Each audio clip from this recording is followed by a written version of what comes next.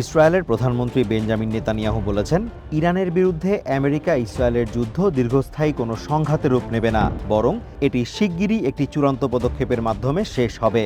Fox নিউজের হ্যানিটি অনুষ্ঠানে দেয়া এক সাক্ষাৎকারে এই যুদ্ধকে মধ্যপ্রাচ্যের শান্তির এক নতুন প্রবেশদ্বার হিসেবে আখ্যা দেন Netanyahu. I hear the people are saying we're going to have an endless war here. You're not going to have an endless war.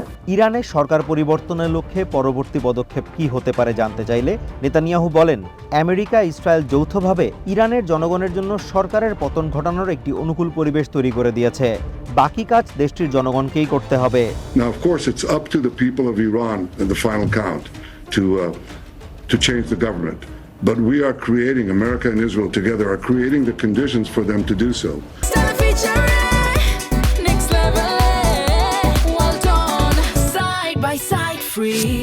Netanyahu দাবি করেন, বর্তমান এই সংঘাত ইসরায়েল এবং ওই অঞ্চলের অন্যান্য দেশগুলোর মধ্যে সম্পর্ক স্বাভাবিক করার চুক্তির পথ প্রশস্ত করতে পারে।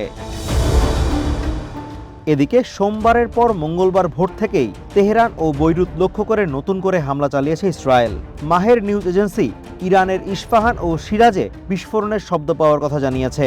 এক প্রতিবেদনে এএফপি জানিয়েছে, এখন পর্যন্ত লেবানন ও ইরানে আমেরিকা ইসরায়েলের যৌথ হামলায় 6 শতাধিক মানুষ নিহত হয়েছে। Azimur Rashid Kanak, one international desk.